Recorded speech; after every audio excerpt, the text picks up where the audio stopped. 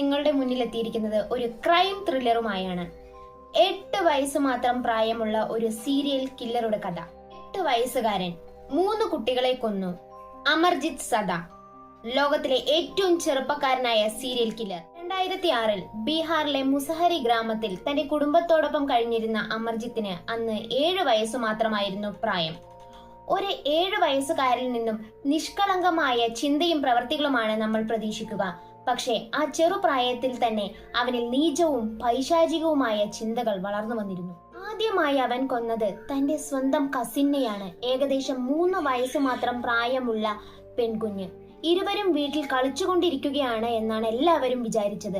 പക്ഷേ അമർജിത്ത് അതിവിദഗ്ധമായി ആ കുഞ്ഞിനെ വീടിന് പുറത്തേക്ക് കൊണ്ടുവരികയും ആൾപെരുമാറ്റമില്ലാത്ത ഒരിടത്ത് അവളെ എത്തിക്കുകയും അവിടെ കൂട്ടിയിട്ടിരുന്ന കല്ലിൽ നിന്നും ഒന്നെടുത്ത് അവളുടെ തലക്കടിച്ച് ക്രൂരമായി അവളെ കൊലപ്പെടുത്തുകയും ചെയ്തു. വീട്ടിലെത്തിയപ്പോൾ അമ്മ ചോദിച്ചു, കുഞ്ഞെവിടെ? അവൻ പറഞ്ഞു, അവൾ ഉറങ്ങുകയാണ്, ഇനി ഒരിക്കലും അവൾ ഉണരില്ല. വീട്ടുകാർ ഈ മരണം സമൂഹത്തിൽ നിന്നും പോലീസിൽ നിന്നും മറച്ചുവെച്ചു. ഇതൊരു അപകട മരണം മാത്രമാണെന്ന് അവർ വരുത്തി തീർത്തു. മറ്റൊരു ദിവസം അമർജിത്തിന്റെ അമ്മ വളരെ തിരക്കിലായിരുന്നു. വീട്ടുജോലികൾക്കിടയിൽ തന്റെ 2 മക്കളെയും ഒരുപോലെ നോക്കാൻ അവർക്ക് കഴിഞ്ഞിരുന്നില്ല.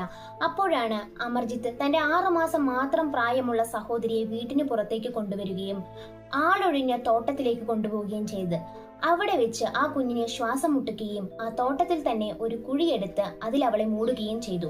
ആ കുഞ്ഞു മരിച്ചു. ഈ സംഭവം അമർജിത്തിന്റെ അമ്മ നേരിട്ട് കണ്ടുവെങ്കിലും മൗനം പാലിച്ചു. ഇത് വീണ്ടും അവനെ പൈശാചികമായി ചിന്തിക്കാൻ പ്രേരിപ്പിച്ചു. 2007 അയൽവാസിയായ സ്ത്രീ തന്റെ 6 മാസം മാത്രം പ്രായമുള്ള കുഞ്ഞിനെ അമർജിത്തിനോടൊപ്പം വിട്ടു. അവന്റെ ഉള്ളിലെ കൊലപാതകി ഉണർന്നു. അവൻ ആ കുഞ്ഞിനെ എടുത്ത് വീടിന്റെ പുറത്തേക്കിറങ്ങി. എന്നിട്ട് താൻ മുമ്പ് നടത്തിയ കൊലപാതകങ്ങളുടെ അതേ രീതിയിൽ ആളൊഴിഞ്ഞ സ്ഥലത്ത് ആ കുഞ്ഞിനെ കൊണ്ടുപോവുകയും തലക്കടിച്ച് കൊന്ന് കുഴിച്ചു മൂടുകയും ചെയ്തു. എന്നിട്ട് ഒന്നും തന്നെ സംഭവിച്ചിട്ടില്ലാത്തതുപോലെ വീട്ടിലേക്ക് മടങ്ങി. ആളുകൾ ചോദിച്ചപ്പോൾ ആ കുഞ്ഞു മരിച്ചുവെന്നും താനാണ് ആ കുഞ്ഞിനെ കൊന്നതെന്നും അവൻ പറഞ്ഞു. പോലീസ് എത്തി. കുട്ടി കുറ്റസമ്മതം നടത്തി. മുഖത്ത് ഒരു ഭാവഭേദവും ഇല്ലാതെ, ഒന്നും നടന്നിട്ടില്ലാത്തതുപോലെ സന്തോഷത്തോടുകൂടി, ഒരു ഭയമോ ആകുലതയോ ഇല്ലാതെ അവൻ ഉത്തരം നൽകി. അവനെ പിന്നീട് ചികിത്സിച്ച മനോരോഗ വിദഗ്ധൻ പറഞ്ഞത്, ഇത് ഒന്നാമത്തേതല്ല, ഇതിനു മുൻപും അവൻ ഇങ്ങനെ ചെയ്തിരിക്കാം.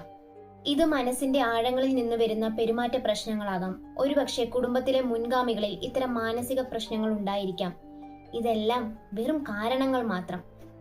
പിന്നീട് അമർജിത്തിന് പ്രായപൂർത്തിയാകാത്തതിനാൽ 18 വയസ്സ് വരെ ജുവനൈൽ ഹോമിൽ പാർപ്പിച്ചു. ശേഷം 2016 അവൻ പുറത്തിറങ്ങി. ഇപ്പോഴവൻ എവിടെയാണെന്ന് ആർക്കും തന്നെ അറിയില്ല. ചിലപ്പോൾ അവൻ മറ്റൊരു പേരിൽ നമുക്ക് ചുറ്റും വന്നുപോയിക്കൊണ്ടിരിക്കാം. അല്ലെങ്കിൽ മറ്റൊരു ദുരന്തത്തിന്റെ തീർച്ചയിലേക്ക് അവൻ പോവുകയായിരിക്കാം. കുട്ടികൾ നന്മയുടെ രൂപങ്ങൾ തന്നെയാണ്.